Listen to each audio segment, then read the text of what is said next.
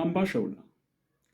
Hambaa shawun har'a mata duree mormitoota keetti dhiyaachuuf itti fayyadamuu bari jedhu jalatti barsiisa gabaabaa qabadhee isiniif dhiyaadheera.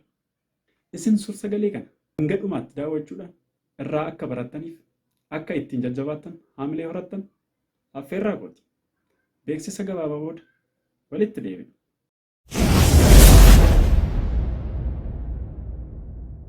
Harka fuunee nagaa isin gaafachuus hin daganne. Meen fuulli kun haaraa isinitti ta'e. Gammanumaan subscribe gochuudhaan maatii keenya akka taatan affeeramtanii.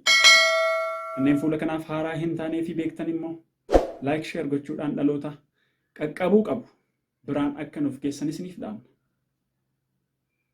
Mata dureen har'a mormitoota kee itti dhiyaachuuf irraa fayyadamuu bari jedha.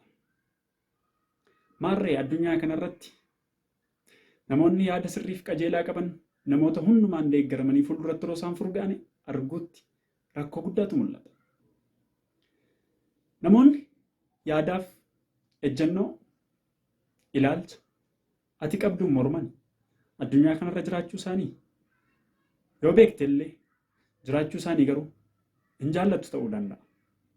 Haa ta'u malee jiraachuun mormitoota kee kanneen yaada kee faallaa ilaalcha kee fi ejjennoo kutannoo keetiin faallaa jiran irra jireessaan kan inni fayyadu si mataa kee ta'uu dagachuun sirra hin jiraatu.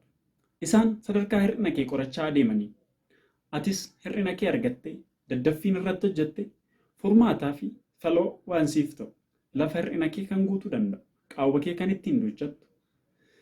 Isaan irraa arguudhaan waan barattuuf mormitoonni kee yeroo hundumaa si barbaachisu namoota yaada keen faallaa ejjennoof kutannoo kan keetiin gama dhaabbatan itti dhiyaadhu malee irraa hin baqatin. Isaan jireenya keef barsiistota gaariidha. Qartuuwwanis si qaranii gara gaariitti si geessu waan ta'eef. Inni guddaan wanti ati gochuu qabdu isaan itti dhiyaachuuf irraa fayyadamuudha. Tan atitti itti dhiyaattuuf irraa fayyadamtu garuu situ murteeffata. Bifa jibbinsaaf hinaaffaa keessa galtee isaaniin kan dhiibdu isaaniin kan qollifattu kan ofirraa fageesstu yoo ta'e isaantu si caalaa hir'ina kee dadhabina kee argatan irratti hojjechaa si caalanii fagaatanii adeemu. Yoo bifa jaalalaaf ofitti qabuu akkasumas gorsaaf isaan dhaggeeffachuudhaan itti dhiyaattu yoo ta'e si mormaniyyuu yaada keen faallaa dhaabbataniyyuu ilaalchaaf ejjennoo kan keetiin faallaa ta'e yoo qabaataniyyuu itti dhiyaachuu fi yeroo hundumaa isaan waliin dudubbachuu mari'achuutiin wanti ati argattu lafa qaawwa kee isaan argan akka argituuf balbala siif bana. Lafa qaawwa kee kanneen yaadaaf ejjennoo kan keetiin mormanii argan immoo argachuu keetiin bu'aan ati buufattu lakkoofsaan kan himamuuf tilmaamamu miti. Namni hundi yaada koo haa fudhatu na haa dhaga'u karaa nani jedhee na haa deemu ilaalcha nani qabaadhe haa qabaatuun gowwummaa hamaa ta'uusaa kanarraa hubadhu. Mormitoota keetti dhiyaadhu irraas baradhu. Isaanitti dhiyaachuuf irraa barachuutiin faayidaa malee miidhaan sirra ga'u tokko illee hin jiru.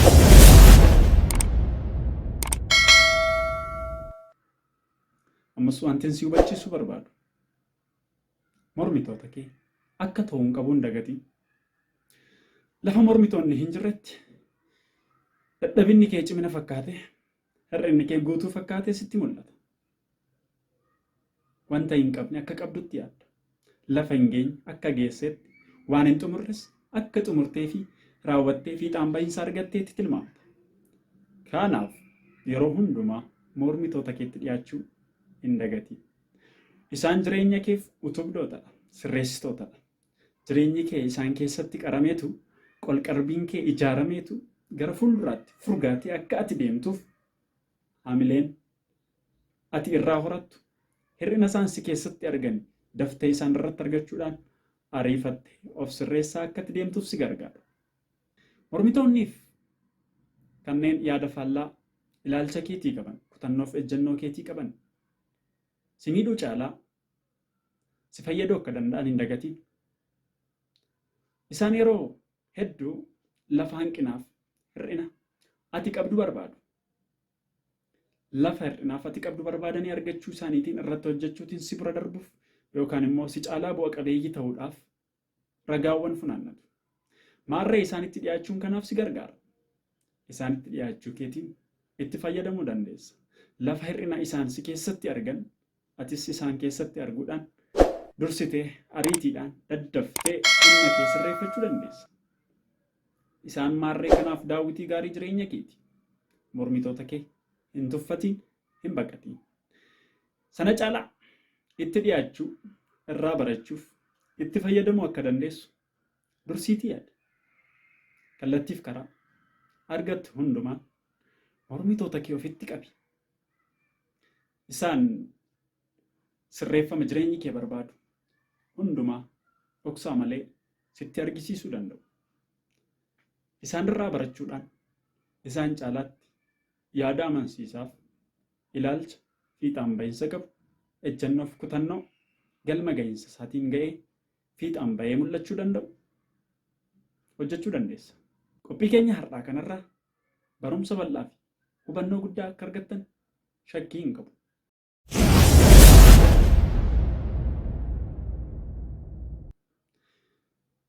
Yeroo biraa qophiiwwan kanaaf kanneen kana fakkaataniin deebinee wal argina.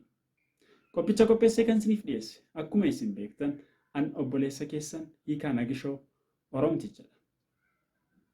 Fuula YouTube hambaa shoo kana subscribe gochuudhaan maatii keenyatti akka ida'amtan isin affeerra. Kanneen maatii fi torri fuula kanaa isiniif haaraa hin taane immoo like share gochuudhaan warreen kan qaqqabsiisuudhaan ergaan keenya dhaloota biraan akka ga'u nu deeggaran dhaamsa keenya. Hambaa shoo sagalee dhalootaati.